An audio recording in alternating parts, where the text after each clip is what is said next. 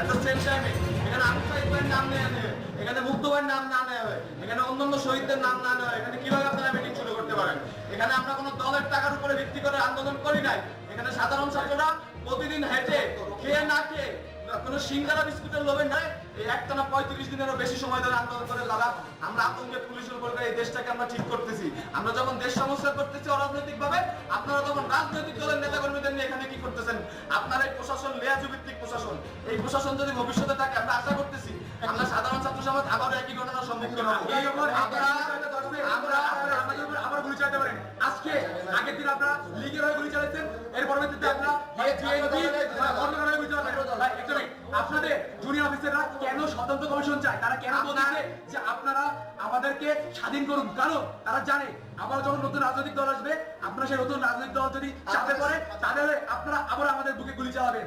আপনারা যে গুলি চালাবেন না এর গ্যারান্টি কি আমাদের দিবেন? কোনো ছাত্রের উপরে, কোনো জনতার উপরে, নিরাপদ জনতার উপরে, কোনো মিছিলের উপরে যে গুলি চলবে না, মিছিল মিটিং স্বাধীনভাবে হবে, এর কোনো গ্যারান্টি আছে? একটা দল মাত্র রক্ত শুকাইতে পারেনি, তার ভিতরে আপনারা সমবায় শুরু করছে, আপনারা তাদের সাথে বসা শুরু করে দিচ্ছেন। কেন এগুলো কেন? আপনারা জবাব দিয়ে আমি বলি আমাদের যখন জোর করে তুলে নিয়ে যাওয়া হয়েছে, আওয়ামী লীগের অনেক আতিপাতি নেতারা আপনাদের আশপাশে ঘুরছে, আপনারা কোনো প্রতিবাদ করতে পারেন নাই। যেহেতু আপনি পুলিশ কমিশনারের সেদিনকে কোনো প্রতিবাদ করতে পারেন নাই সন্ত্রাসীদের বিরুদ্ধে, আমরা চাই না এই খুলনা কমিশনারের আপনার মতো পুলিশ কমিশনার আমরা খুলনায় চাই না। শুধু আপনি না, ওই দিনকে উপস্থিত সকল প্রশাসনিক কর্মকর্তাকে বদল করতে হবে। ওই দিনকে উপস্থিত সকল প্রশাসনিক কর্মকর্তাকে হয় বদলি করতে হবে, না হয় তাদের বহিষ্কার করতে হবে। আমরা কোনো লেয়াজভিত্তিক প্রশাসন চাই না। আমরা চাই ছাত্র জনতা মিলে একটা সুন্দর প্রশাসন হবে। সেই ছাত্র জনতা যে সরকারকে আনবে সুষ্ঠু উপায়ে, সেই সরকার ক্ষমতা আসবে। এখন আমরা ডক্টর মোহাম্মদ ইউনূসের নেতৃত্বে বাংলাদেশ পরিচালনা করবো। এখানে কোনো রাজনৈতিক দলের জন্য আমরা কোনো আপনাদের যে জুনিয়র অফিসার আছে তাদের সে একটা বার্তা, আপনাদের যে সিনিয়র অফিসার আছে তারা কনট্যাক্ট করবে কি করবে না আমরা চাই না, কিন্তু বর্তমান দেশের যে অবস্থা পুলিশ প্রশাসন রাস্তায় দরকার। আপনারা অঞ্চলে অঞ্চলে ডাকাতি হত্যাযজ্ঞ থামান, রাস্তায় ফিরে আসেন, সিনিয়র অফিসারদের কমানো লাগবে না, আপনারা নিজ নিজ থানার আন্ডারে আপনারা কাজ করেন। প্রয়োজনে এই যে আপনাদের 11 দফা দাবি আছে এইগুলো দেশ ঠান্ডা হওয়ার পরে, কেয়ারটেকার গভর্নমেন্ট নেওয়ার পরে আবার ঠিক করা যাবে।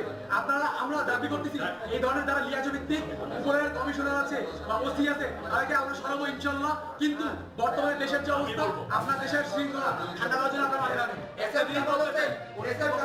টেবিলে খাওয়া দিয়ে আমি সেদিন সাহস করে বলছিলাম আপনার প্রধানমন্ত্রীকে এই 9 দফা দাবি মানতে হবে, জাতির কাছে ক্ষমা চাইতে হবে। সেদিন এসএম কামাল হোসেন নায়েক যখন ক্ষমা দিয়ে বললেন তখন কোথায় ছিল এই প্রশাসন? আমি কেএমপি হেডকোয়ার্টার নিজ দায়িত্বে কথা দিয়ে ঠেকালাম যে স্যার আমার ছাত্ররা কোনো ভাঙচুর করে না, এটা দুষ্কৃতকারী না, আপনার কেএমপি হেডকোয়ার্টারে কিচ্ছু হবে না।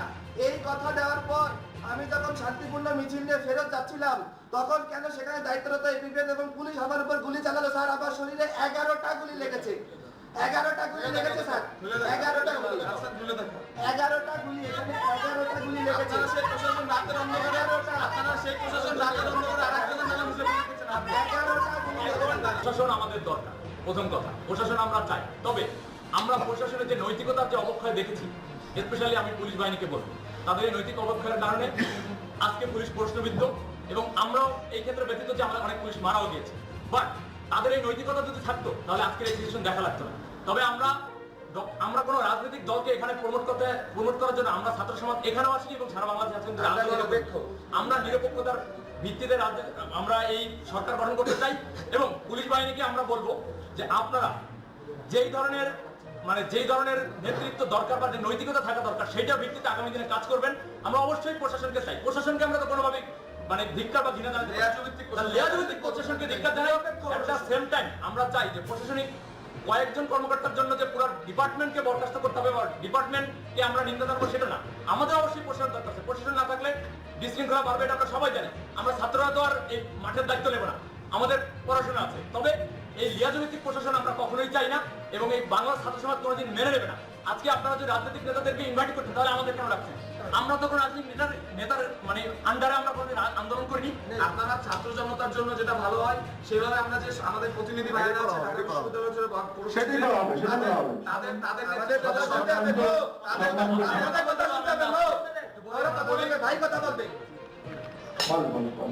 তাদের নেতৃত্বে আজকে রাত 8টায় যে শপথ বাক্য পাঠ করবে ডক্টর ইউনূস মোহাম্মদ, ডক্টর মোহাম্মদ ইউনূস আপনারা তাকে সাপোর্ট দিবেন এবং আপনারা ছাত্রদের কথা বলতে আপনারা ছাত্র জনতাকে সর্বোচ্চ সহযোগিতা করবেন।